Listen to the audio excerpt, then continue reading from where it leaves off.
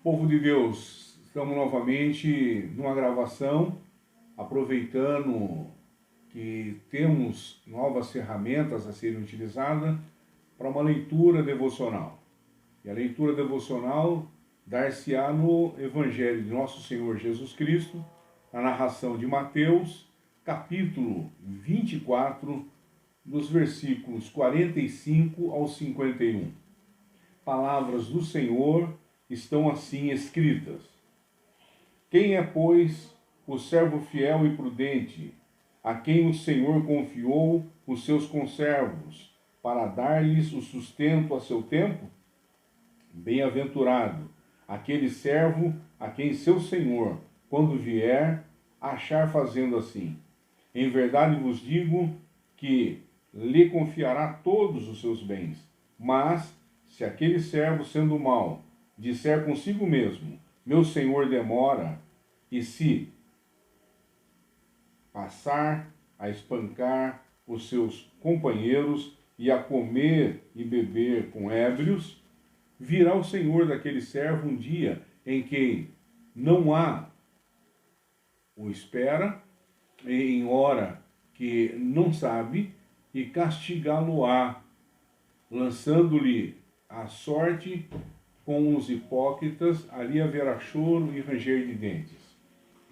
Assim, meus queridos, iniciamos a nossa caminhada nesse texto, mas lembrando e tendo na memória que esse texto, memoravelmente, deve ter sido escrito para judeus, ou seja, para aqueles que tinham conhecimento da palavra de Deus. Portanto, tinham um bom conhecimento das Escrituras.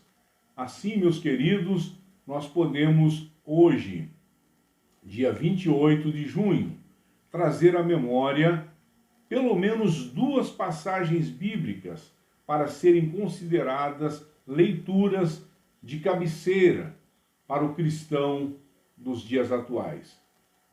A primeira das leituras que nós devemos ter em mente é: eis que estou convosco todos os dias até a consumação do século. Que promessa maravilhosa é essa! É renovada a cada nova misericórdia ao amanhecer do dia. Ele vai estar conosco todos os dias até a consumação do século. Segunda leitura que nós devemos ter impregnada em nós é aquela que nosso Senhor e Salvador Jesus Cristo, que virá nos buscar e encerrar a ordem de maldade e pecado. Pecado esse que prolifera em nosso meio. Pecado esse em que é necessário que a gente observe bem essa maldade que está imperando no mundo. Isso pode observar quando ele diz que há muitas moradas na casa do Pai, na casa de Deus. E ele, Senhor Jesus, Senhor Salvador nosso, vai preparar para nós uma morada. Então nós temos essas duas convicções bastante latentes em nós. Isso, para os seus ouvintes primários, soou como uma expectativa pelo fim dos tempos naqueles dias, naquele momento da história. Contudo, a aparente demora pelo passar dos anos e da história gerou e tem gerado hoje problemas terríveis de descrédito na vida de muitas pessoas, levando muitos ao descuido espiritual e a uma fraqueza e a um desânimo da vida cristã. E sem a vigilância exigida por Jesus Cristo, estamos adoecendo a nossa fé. Estamos perdendo a nossa fé. Hoje, na fase em que estamos, o mundo está convulsionado. Nós estamos em meio à pandemia do Covid-19. Hora de colocarmos em prática a análise do que está no entorno de nós, nas nossas vidas, nossa família, nossa cidade, nosso trabalho. É hora da gente colocar isso exatamente a ser revisto, a ser repensado. Muitas vezes nós nos acovardamos, pois não entendemos nem a matemática divina e nem a contagem do tempo divino. Há algo a ser lembrado a todo instante ao cristão. Para o Senhor, um dia é como 1000 anos, e 1000 anos como um dia. E isso está exatamente na segunda epístola de Pedro, no seu capítulo 3, no seu versículo 8. É importante para nós, então, esse esclarecimento. Agora nós vamos passar por uma reflexão, amado ouvinte, querido leitor, nós vamos passar para uma reflexão. Como viver dias atribulados nesse momento de pandemia? Como viver essa atribulação toda que está? Isso que tem desmoronado lares, que tem ocupado páginas e mais páginas do noticiário. Como viver isso? Aonde o pânico está estabelecido, aonde a semente que está sendo plantada é exatamente do descrédito. Como viver dias atribulados nesse momento de pandemia? A primeira ação é a nossa percepção sobre o texto que nós lemos. Nós lemos um texto, e esse texto ele é rico. Esse texto apresenta-nos exatamente, segundo a divisão da forma como está, nos apresenta aí uma parábola, o bom servo e o mau servo. Então, parábola do bom servo e do mau. Então, essa é a percepção que a gente tem que ter em todo esse contexto de maldade e tribulação que está nos assustando, nos deixando temerosos nos dias atuais. O texto não nos reporta 2 servos. O texto ele não apresenta 2 servos, um bom e o outro mau, como muitos estão pensando, como muitos estão enxergando. Não há somente a situação toda da apresentação, mas há somente, então, um servo que está na parábola, e esse tem diante de si 2 caminhos para aguardar o encontro com seu Senhor. Há um único servo com uma determinante, ele está numa encruzilhada onde 2 caminhos estão propostos a ele, até que o seu Senhor volte. O servo está incumbido de uma obra, de uma tarefa, e deve prestar contas ao seu Senhor. Não importa a que tempo venha. Assim também é o homem diante de Deus, nessa perspectiva, nessa aura, a fim de vermos aí, nessa colocação, algumas lições. O Senhor nos deixou uma vocação, um chamado. O Senhor tem guardado, tem orientado famílias, tem dado capacitação a cada um que está em nosso meio social atualmente. Então, primeira coisa é compreender que há um único servo e 2 caminhos que ele pode percorrer. Sendo assim, e em sendo dessa forma, o primeiro passo que a gente vai ter que ver nessa nossa reflexão é o fim parece demorado. As coisas parecem estar demorando muito para acontecer. Embora nós entramos em 2020, aparentemente ontem, e já estamos no meio do ano, aparentemente em janeiro, havia os rumores da pandemia e depois ela se instalou. Nós já estamos no meio do ano, caminhando para o final, e muito pouca coisa foi feita, exceto a nossa adequação à tribulação toda gerada em termos sociais. O fim pode parecer demorado. A promessa de Jesus é que ele viria para buscar os seus discípulos. Mas o tempo passou e muitos, nessa expectativa de um fim imediato, deixaram-se vencer pela aparente demora. Os cristãos do primeiro século aguardavam com ansiedade a volta de Jesus Cristo. Muitos da atualidade, como nós estamos, também estão pensando da mesma forma. O fim está aí, está chegando. E cada dia que nós olhamos os noticiários, nós percebemos que nova situação, nova frente está acontecendo. Nós temos em tempo recente, dessa semana, algo ocorrendo na Argentina. Uma nuvem de gafanhoto, uma praga de gafanhoto. E nem sabemos se vai chegar até aqui, mas muitos já estão associando-a às pragas do Egito. E é importante entender que o fim pode parecer demorado, como foi para aqueles que estão lá no livro de Atos, que vendiam tudo imaginando que era aquele o tempo do retorno. O fim pode parecer demorado, mas a história ela tem transcorrido. Os tempos estão passando.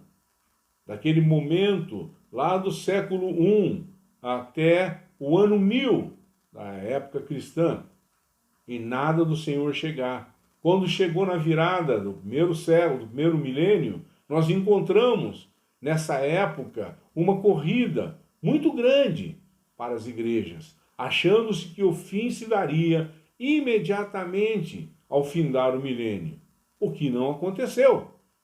E toda essa expectativa frustrada gerou um sentimento de desilusão e abandono da fé cristã. Agora recente, quando houve a mudança novamente do milênio, todo mundo falando de um bang do milênio, não sei o que do milênio, e nada aconteceu. Mais recente, em 2012, havia um calendário maia e não chegou. Então é hora da gente prestar atenção. O fim pode ser demorado, mas certamente ainda não chegou. O fim, ele exige de nós decisão. O fim exige de nós atitude. O fim exige de nós mudança comportamental. O fim exige decisão. Isso está claro no texto. O texto que nós lemos esclarece isso. Ao notarmos que não há dois servos, mas somente um, e que na aparente demora do seu senhor, e levando ele a uma decisão diante de uma crise, a crise do Senhor não está, as pessoas que estavam ali estavam embaixo das suas ordens, para o servo descortinavam-se alternativas. Duas delas, pelo menos, como alternativa, das quais ele deveria optar apenas por uma. A primeira decisão foi tomada, a decisão primária foi tomada. E qual foi a decisão desse servo? Que caminho ele optou por andar? Ele tomou uma decisão imprudente, como muitos na atualidade têm tomado. Decisão imprudente, a de imaginar, confundir a demora com um não retorno. Ele, senhor daquele servo, irá voltar. Nós temos o Senhor e Salvador Jesus Cristo que vai voltar. Não sabemos o tempo, mas nós precisamos ser encontrados com dignidade. Confundiu então, ele foi imprudente. O não retorno do seu Senhor, e a partir desse momento, ele passa por momentos de dificuldade. Ele opta por uma conduta oposta à que é esperada pelo Senhor. O servo optou pela vitória da hostilidade. Ele se tornou uma pessoa hostil sobre a fraternidade. Então, a opção desse servo foi pela vitória da hostilidade sobre a fraternidade. O verso, a parte 49 inicial, diz: e passou a espancar os seus companheiros. É uma administração imprudente, é uma administração irracional. Irracional, trabalhando com poder arbitrário. Terceiro momento, se nós temos o fim exigindo uma decisão, nós temos o terceiro momento. Os resultados, eles encaminham para o fim. Todo resultado encaminha para um fim. Um fim que pode ser alegria plena ou de tristeza plena. O apóstolo Paulo traz até nós uma informação esclarecedora. Aquilo que o homem semear, isto também ceifará. Na sua carta, escrito à Galácia, ele deixa muito claro aos Gálatas que o que for semeado, isso também irá ser ceifado. É a lei da semeadura e da colheita. Quem semeia vento, colhe tempestade. O profeta Oséias anunciando isso ao Antigo Testamento. Então, quem optou pela decisão com os padrões do seu Senhor, em prol de uma vida regalada de injustiça, intemperança, receberá seu castigo. Então necessitamos observar quanto estamos produzindo e qual a semente estamos semeando. Amado ouvinte, leitor, para a gente passar já para a parte conclusiva da leitura desse texto, podemos acreditar que o texto lido nos estimula a vigilância de nossas atitudes, nossos padrões, nossa administração dos recursos divinos confiados a nós. E o que temos notado é muitos não puderam vigiar sequer uma hora. A pandemia deve ser vista como algo a ser respeitada, mas não temida. Deus está no controle. Então, esse texto nos carrega, nesse momento de pandemia, a um despertar de vigilância, a um entendimento das mudanças estruturadas pelos governos, pelas autoridades, pelos cientistas. Nós precisamos, então, estar vigilantes a isso. Sabemos que está atribulado, sabemos que as notícias não são boas, mas Deus está no controle. Amado ouvinte, amado irmão, amado leitor, que Deus assim nos abençoe, nos guarde. Até um próximo momento.